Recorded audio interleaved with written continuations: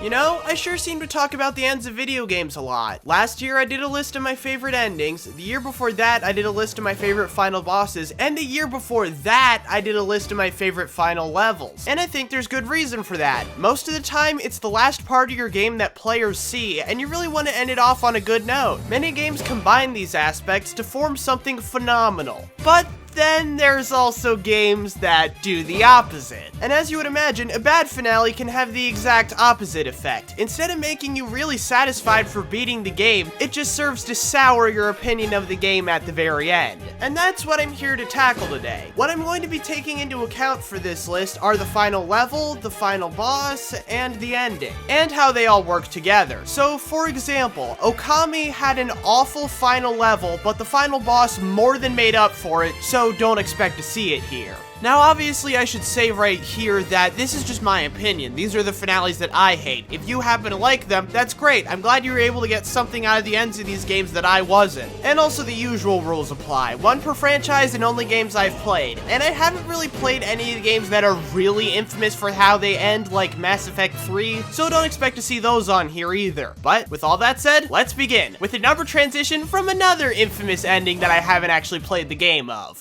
Isolate that signal. Master Chief, you mind telling me what you're doing on that ship? Sir, finishing this fight.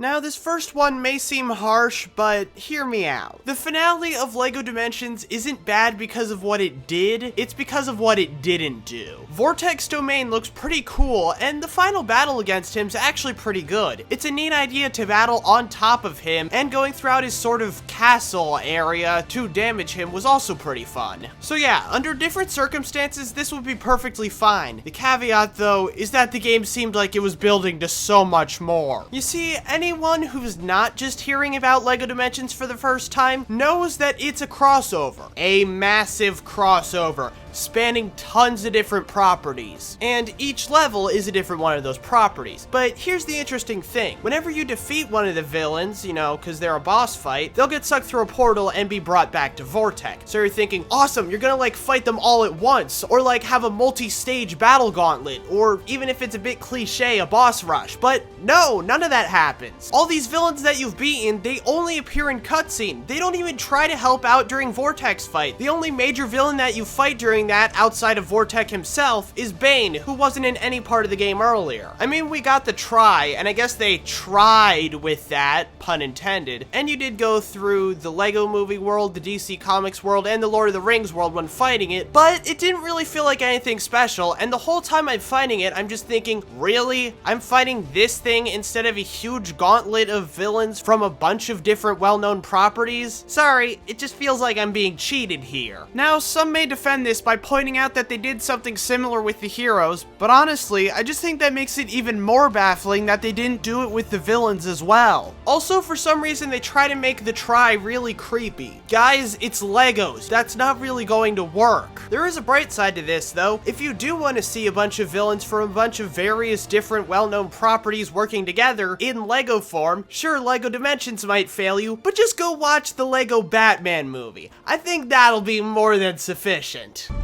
Sir, finishing this fight.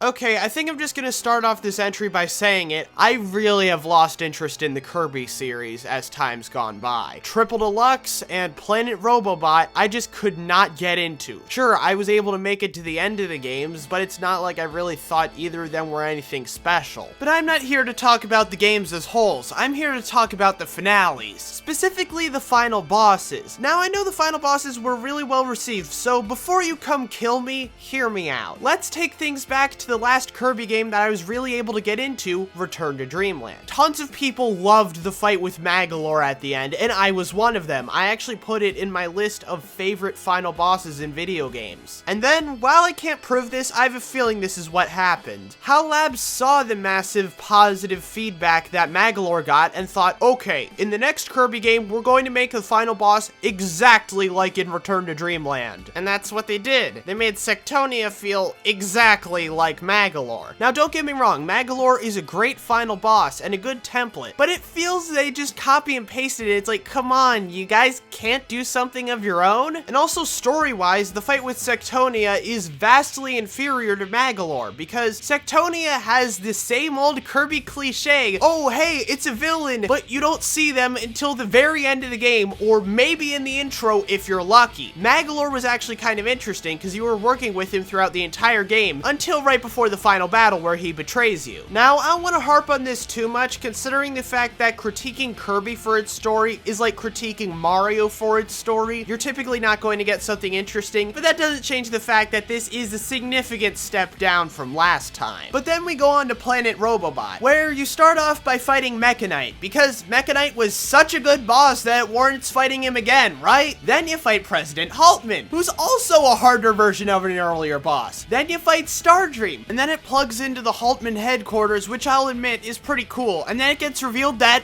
it was Nova. The comet from Milky Way wishes, no real reason for it, just Nova. Why not? Now, I will give this fight points because it does feel like less of a carbon copy of Magolor, and story-wise, it is a little bit more interesting. But at the same time, I have to immediately revoke those points because most of it is just repeated boss fights. Now, the finales of both these games are lower on the list because gameplay-wise, they're actually pretty good. Not as good as Magolor, but still pretty good. My problem is that it feels like HAL Laboratories basically saying, hi, we've run out of ideas. Between Triple Deluxe's final boss fights essentially being a repeat of Return to Dreamland's final boss fights and Planet Robobot's not being much better, to the point where they both steal the final boss theme naming gimmick from Magolor, to including Mass Dedede because he was a popular boss fight, to repeating essentially 2 bosses in Planet Robobot, to throwing in Nova for pretty much no reason whatsoever. In fact, Planet Robobot was basically just a giant nostalgia trip. Don't get me wrong,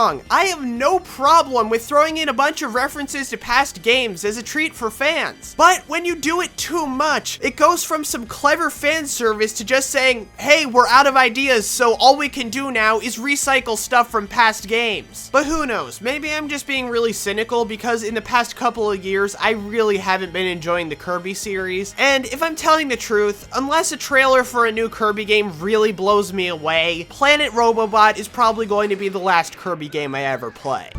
Sir, finishing this fight. You know, in terms of final levels, the Mario & Luigi series was really good for the first 3 games. Superstar Saga had you traversing through Bowser's castle using all of the different puzzle elements that you've learned throughout the game, while also fighting all 7 Koopalings. Partners in Time had a really intimidating final area, essentially seeing the heart of the Shroob's empire and what the heck they did to Peach's castle. Bowser's Inside Story had Peach's castle once again, but completely ravaged by Fawful, as well as the Airway, which was a nice final level inside of Bowser's body. Plus, a lot of really good boss fights that were challenging and brought a sense of finality to the game. Then you get to Dream Team and things kind of go off the rails. Now, a lot of people really like to rip on Dream Team, but I personally think it's one of the better games in the series. It's my second favorite, right behind Bowser's Inside Story. But yeah, I'm not going to defend this final level one bit. Now, unlike a certain other level that longtime fans of mine practically already know is going to be on the list later, Neo Bowser Castle isn't a terrible level, but it's not a very good one either. Now, let's start off with a complaint that doesn't seem like a big deal, but considering how long this level is, it really is. The design. It is so bland. I mean, when I saw that the final level of this game was called Neo Bowser Castle, I was pretty excited. I'm thinking, ooh, is this gonna be really futuristic like Neo Bowser City in Mario Kart 7? But it didn't even have to be like that. I heard, oh, it's a combination of Bowser and Phantasma, so this will be interesting, right? Nope. You look at the design and you see, oh my god, this is the exact same design for every single Bowser castle that we've been getting for years now. But it's okay, there's a bunch of purple veins throughout it, so that signifies Phantasma's there. Now, you could say that I should be getting on Bowser's Inside Story's case for doing Peach's castle getting taken over, since Partners in Time was right before it, and that did that as well. But there's 2 things about that. 1, Peach's castle being taken taken over was still a pretty fresh concept, and 2, it was taken over and corrupted in a vastly different way. But what excuses Superstar Saga? Well, 2 things. 1, it was released back in 2003, when this was significantly less played out, because let's face it, this is the same exact design we've seen in every 2D platformer, every Mario RPG, every freaking Mario Kart, and probably a bunch of other spin-offs that I can't think of. And 2, the gameplay more than made up for it. However, here, the gameplay's not exactly anything to write home about either. Basically, for each of the 3 floors, it'll start off with Kamek cursing the floor, creating portals that when you go through a door, it'll take you out a different door that has no connection to it whatsoever. And you have to find your way through all these portal doors until you can follow Kamek into the dream world and beat the crap out of it. And you'll have to do this 3 times. The portal gimmick is super annoying because you have to spend so much time figuring out which room leads to what before you can actually get to, you know, solving the puzzles and stuff. And also, having to fight Kamek 3 times in the same area is also pretty infuriating. Now, I think I get what they were going for here. Sort of having you build up a rivalry with Kamek so that by the time you make it to the 3rd fight with him, where there's 4 of him with wildly different attacks, the fight's really epic and really satisfying. But Bowser's Inside Story did this so much better with Midbis. What's the difference here? Well, while both of them you fight 3 times, with Midbis, you fight him throughout the game. Your first encounter with him is in the first area, for Pete's sake, as opposed to Kamek, where all 3 of the fights are concentrated in one area. So throughout Bowser's Inside Story with Midbis, you don't just see him as Fawful's second in command, but you're also thinking, oh yeah, I'm going to kick that guy's ass at some point. As opposed to in Dream Team with Kamek, where for most of it you just think, oh hey, it's Bowser's minion that appears in most of the games. Until you get to the final area where it's like, get back here you stupid pest, stop freaking doing that! Now this level is lower on the list because the fight with Giant Bowser is nothing short of amazing. But after that, the bosses aren't really that good. Look, if you like the fight with Phantasma, that's fine. I get it. There's a lot to like. But my problem is that you can fight every enemy you see and still not be anywhere near prepared enough to take him on. So as you would imagine, I've never fought the final 2 bosses of this game outside of easy mode. Now, some people might also bring up Paper Jam, but there's 2 reasons why it's not on here. 1, the final level was so bland and boring that it made me quit the game, which, don't get me wrong, is really friggin' bad, but it also means that I haven't played the full level, and thus it would be unfair to put it on this list. And secondly, why should I chastise one area for being bland and boring when the rest of the game's not much better? Sir, finishing this fight.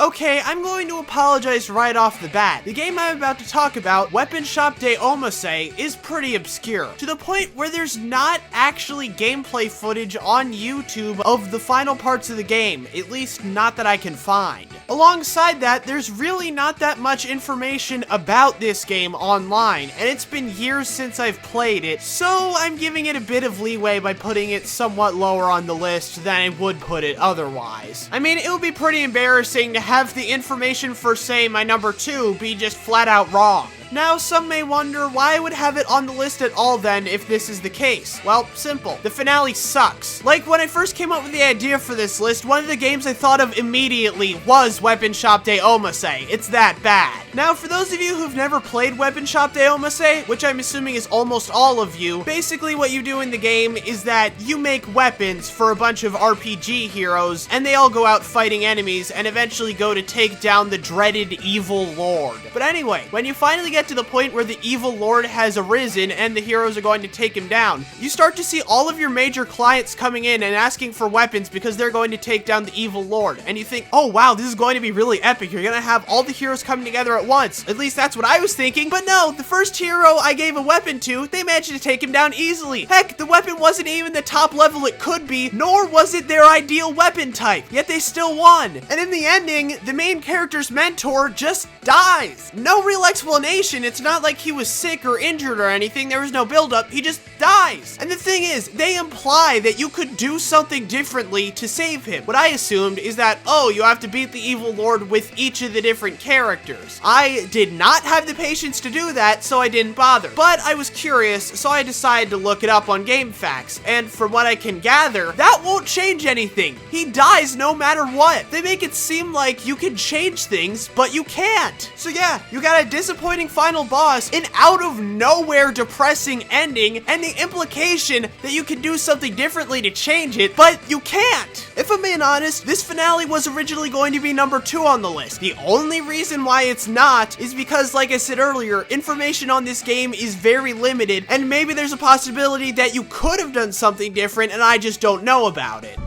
Sir, finishing this fight. You know, recently I played the original BioShock like I said I would, and I don't regret it one bit. I liked Infinite for certain aspects, such as how they build the atmosphere and the story, but I liked the original way better. I think that when it comes to every aspect of the game, the original BioShock is better than Infinite, with the exception of the finale. And no, I'm not just saying that because Infinite has one of my favorite endings in all of gaming. Now, I understand that this entry might seem like a bit of a stretch, but please hear me out. So you make it to Andrew Ryan's office feeling like this is the end and ready to take him down. After my favorite plot twist in all of gaming and a nice round of golf, you find out that your friend throughout the whole game, Atlas, isn't actually your friend. He's been mind controlling you and he's trying to take over Rapture. And his name's not even Atlas, it's Frank Fontaine. He's just an old rival of Andrew Ryan. Don't want to downplay him as a villain too much though, because he is the one who conditioned you and he is the whole reason you came to Rapture in the first place. But anyway, you escape and Dr. Tenenbaum deconditions some of the stuff in you, and I'm thinking, oh, cool. So we're gonna have one final level where we go decondition ourselves completely and then take down Fontaine, right?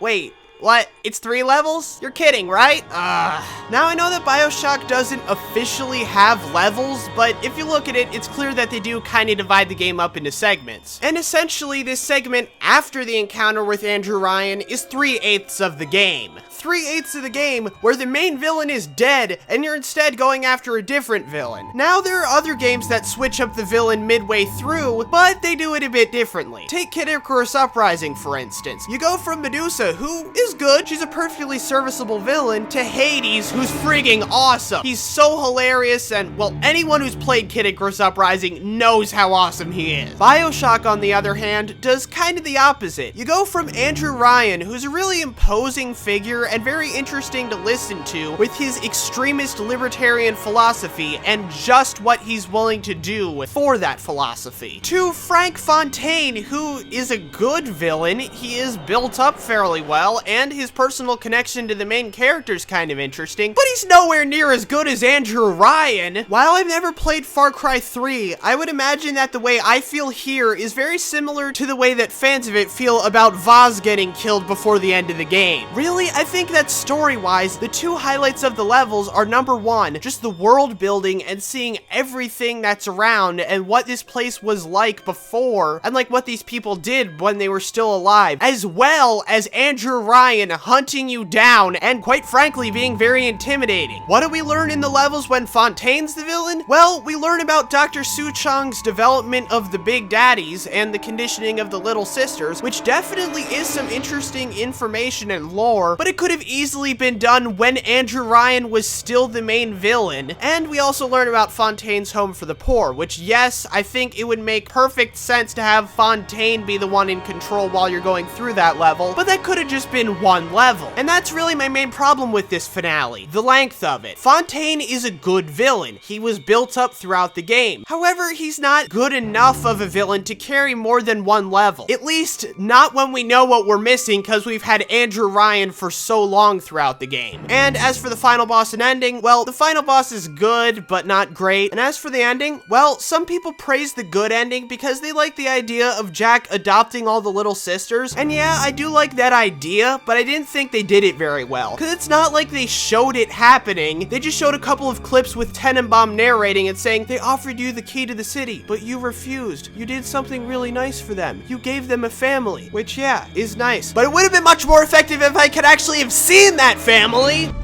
Sir, finishing this fight. Let's talk about Blob. It's definitely a flawed game, but at the same time, I also found myself enjoying it quite a bit. The same cannot be said for the finale. Now, I'm going to be talking exclusively about the final boss in this segment because both the final level and the ending are nothing special. They're not bad, but they're not good enough to save this awful, awful final boss. The fight with Comrade Black is a boss fight that sucks, mainly due to how the mechanics into Blob work. You'll see what I'm talking about very soon. In order to get the chance to damage Comrade Black, you have to paint in all the pillars that are sticking up out of the ground. But not just paint them the specific color they say to be painted. And the thing is about the Blob, there are no paint bots for secondary colors. You need to find the correct mixture of primary colors. And all the pillars are supposed to be painted secondary colors, except for later in the fight when they need to be painted brown, which means you need to hit all 3 of the different paint bots in a row. Okay, that's a bit annoying, but nothing terrible. What's the catch here? Well, Comrade Black shoots ink at you constantly throughout the fight. Now, to an outsider, that might seem pretty reasonable. After all, the boss kinda needs to have an attack.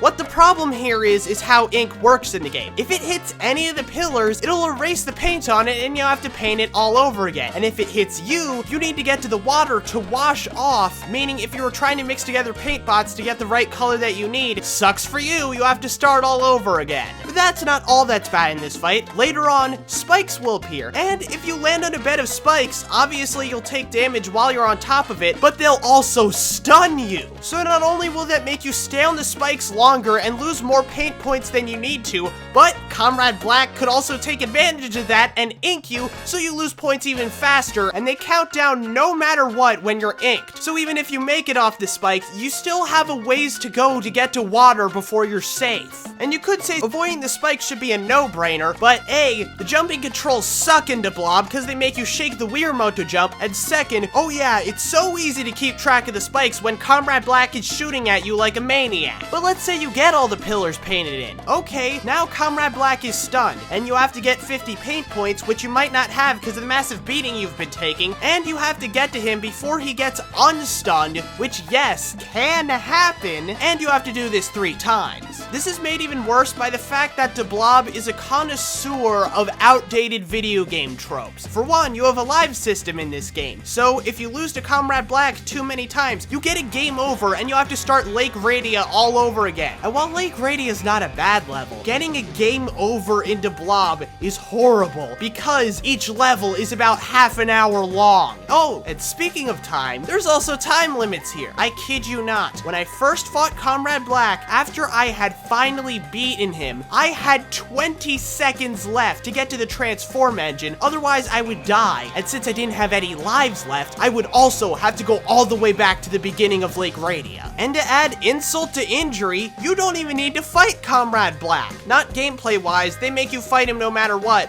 but from a story perspective, there's no reason for Blob to be fighting him. The Inkies were all retreating to outer space, and the only reason Blob went after them was because they took a bunch of Chroma City's color with them. And by the time you make it to Comrade Black, you've already released all the color that the Inkies had stolen. So no real reason to fight him, unless to maybe stop Inked from rising up again, which, oh yeah, happens anyway. But who am I kidding? If there was no fight with Comrade Black, this finale would also be on the list because, hey, you're not even addressing the main villain of the game. I guess the only solution here is to, you know, make a good boss fight. Sir, finishing this fight.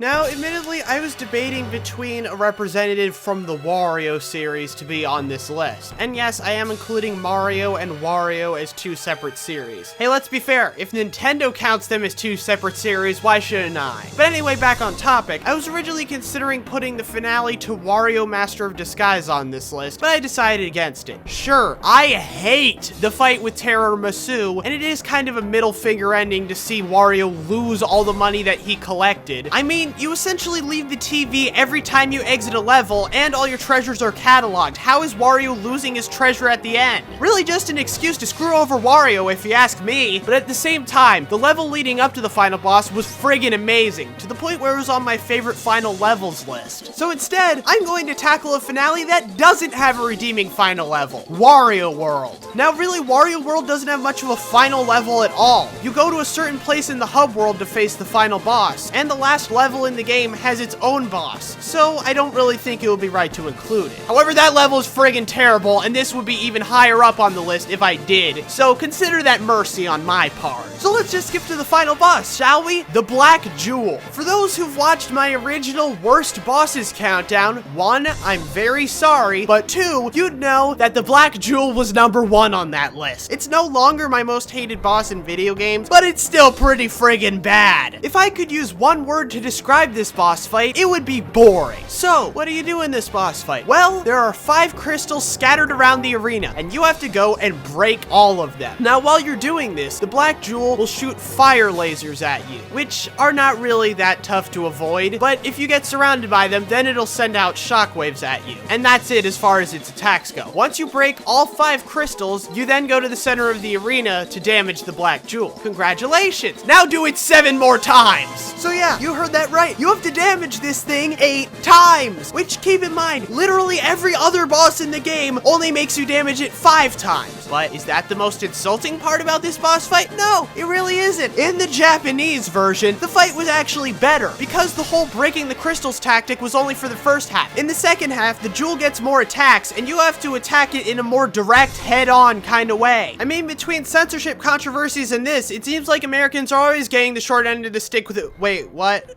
Oh, the game came out almost a year later in Japan. Okay, that explains it. They realized this battle was terrible and fixed it for the Japanese version. Okay, I'll give them points for realizing that this fight was terrible, but I'm going to immediately revoke them for at any point thinking this was a good idea. And as for the ending, well, it's obviously not enough to save this, but this is one of the older Wario games, and those always have the better endings. Why? Because Wario actually gets to keep his treasure at the end of the game.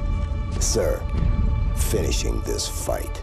You know, there's been a lot of talk of bad final bosses on this list. Maybe just because final bosses are kind of considered to be the final challenge of the game. So, which is my least favorite final boss? Simple. The final boss of Batman Arkham Asylum. Now, I'll fully admit, the lead up to the Joker fight is actually pretty good. Joker says he has one last surprise for you. Then you walk down a hallway full of Joker's goons, simply welcoming you to the party. Although you can beat the crap out of all of them if you really want to, and you even get an achievement for your troubles. Then we have a little bit of a battle royale, which is alright. It's nothing amazing, but it's good. Then we get to the final boss, and oh boy, this is not a good fight. Now, the general consensus I've seen across the internet is that this fight is terrible from a story perspective. It completely defeats the point of the Joker. He's supposed to be all smart and cunning and stuff, and instead this just turns him into a giant brute. Now, you may notice that I wasn't nearly as articulate there as most Batman fans are when describing how terrible this is from a story perspective. And that's because it's not like I've spent years getting to know Batman and the Joker.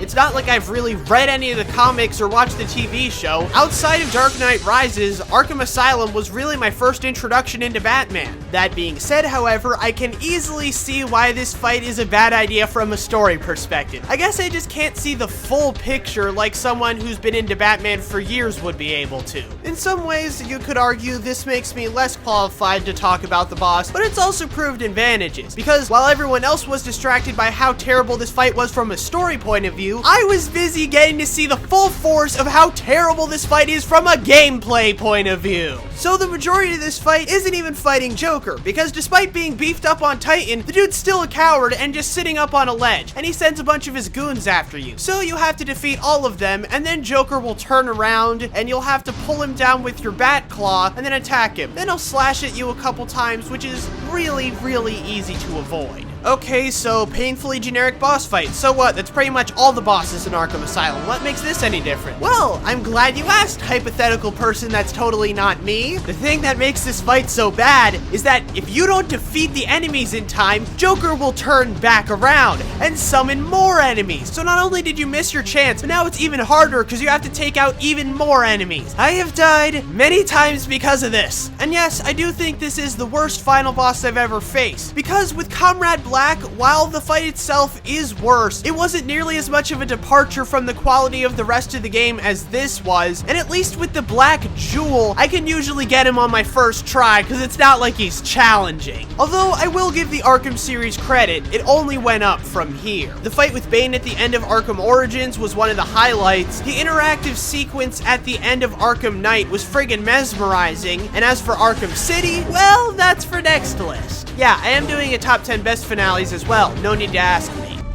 Sir, finishing this fight. Okay, I'm sure most of you already knew this was going to be on the list at some point, so let's just make it quick. The Meat Circus from Psychonauts. If you want a more detailed rant on it, go watch my top 11 least favorite levels round 2. I go into much more detail there. So let's just quick go through the bullet points of how to make my least favorite final level of all time. Start off with a point of no return and a deceptively epic intro, and then immediately plunge the player into the worst escort mission I've ever seen. Then, once they're done with that, take them on a punishingly difficult rail segment with collectibles that are so jerkishly placed, I still don't get how you're supposed to get them without dying. Then have a painfully generic boss fight, and then a platforming segment that's so difficult that the creator of the game said it was way too hard. Then another painfully generic boss fight, and then a final boss that requires no effort whatsoever and revolves around waiting. Also, make sure that this punishingly difficult final level stands at the end of a relatively easy game. And don't forget, in terms of scope, be sure to make this level seem less epic than just about everything else you've been through up until this point. Maybe it's just me, but if your tutorial level feels more epic than your final level, there's a chance you're doing something wrong. And one last thing, be sure to also have some of the best music in the game and a touching reunion between Raz and his father in the level to make the player feel insulted that these awesome things were wasted on such an otherwise terrible level. But wait, I hear you saying, this also includes the ending, which is something that I have yet to rant about. And to tell you the truth, the ending's not really that bad. It is somewhat good, but it's nothing amazing, and definitely not enough to salvage what a horrible level the Meat Circus was. Also, I could rant about the cliffhanger at the end, as we had to wait over a decade to get answers, but at the same time, I gave Epic Mickey 2's cliffhanger a free pass, and we're probably never going to get an answer to it. Sir, finishing this fight. So before we delve deep into number 1, I think it would be a good idea to look at the most infamous ending in all of gaming, Mass Effect 3. Now, I've never played the Mass Effect games, hence why this isn't on here, but even I know why this ending is despised so much. It took a game series that was built on making a bunch of different decisions and just had 3 different outcomes that didn't change at all based on the decisions you previously made, and the 3 endings they led to were virtually the same. In other words, it makes all the decisions that you made previously in the game feel completely pointless. The reason I bring this up is not to harp on Mass Effect, but rather because number 1 on this list has the same problem. The following ending is so bad that not only was it my inspiration to make this list, but it significantly dropped my opinion on this game. I was really into it when I was playing, but the moment I saw this ending, it just threw all of that out of the window. Ladies and gentlemen, I present to you, This Is the Police. Now, before I go into the ending and why it's a gigantic middle finger to anyone who actually had the patience to make it all the way to the end of the game, let me explain how this game works. In the game, you play as Jack Boyd, the police chief in the city of Freeburg.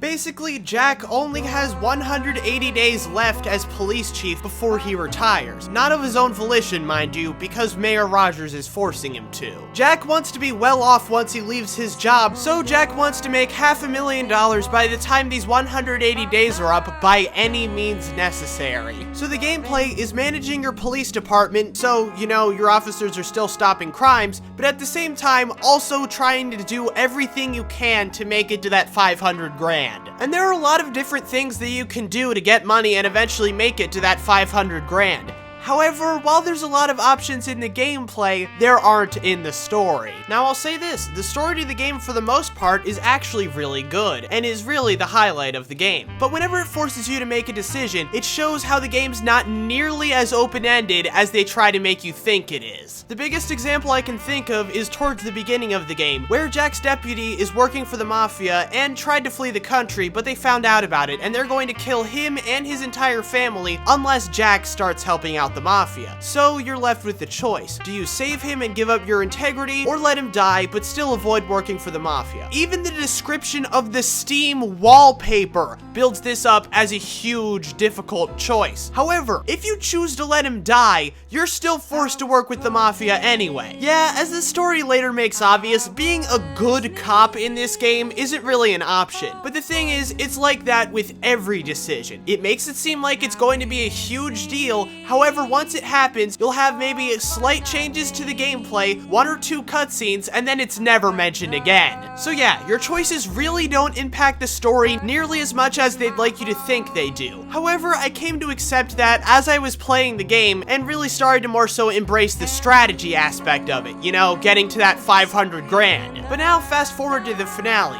Basically, Mayor Rogers is being challenged by Robespierre for the position of mayor, and instead of, you know, letting people vote, you have to side with one of them and stage an assault on the other one. You have to take time out of your rounds each day to interview people who hate the person you're going after, and gather from their clues where to put your troops. However, it kind of takes the suspense out of it when you consider the fact that you can just look up online where to put everyone, because it's not like it changes every time or anything. And then after the assault, regardless of who you decide to side with, they will fire you, despite the fact that not only are you the reason they're in power, but also the fact that they promised that they would let you keep your job. Despite the fact that Robespierre acknowledged earlier that both of them are well aware that Freeburg loves Jack Boyd and that their love of him is pretty much the only thing that everyone has in common. But logical fallacies aside, we see Jack Boyd going out to his favorite club, a club that was so important to him that he describes it every time you boot up the game, and he gets turned away. Most likely because everyone who hung out with Jack Boyd only did it because he was in a position of power, and now that he's not police chief anymore, he's of no use to them, and they just kick him to the curb. Also, Jack's deputy, not the one I mentioned earlier, the deputy who took that one's place, is found dead after he went missing a while ago, for reasons that are about as clear as why Jack starts counting immediately after he was turned away. Now, here's the thing. Under different circumstances, I would not have a problem with this ending. It fits with the story of This Is the Police, and at the end of Act 2, it's made pretty clear that Jack has virtually no chance of a happy ending. But here's why this ending is so terrible. You see, when I first got it, I figured, okay, yeah, I didn't get the 500,000, I didn't even come close, I made some dumb decisions, so yeah, I guess I do deserve the bad ending for this. So then I went online to look up what the good ending is, you know, what you get if you actually do manage to get the 500 grand. I did some digging, I didn't find a different ending, but the ones that I saw that also showed gameplay in the same video didn't make it to the 500 grand, so I figured, wow, people must really suck at this game. But I eventually made it through the Steam message boards and found this is the only ending. Okay, there's one shot of Jack's bag, and it is chock full of money if you did manage to make it to the 500 grand. And you do get a different achievement for making it to that. But that's it! Virtually everything you were doing throughout the entire game was pointless.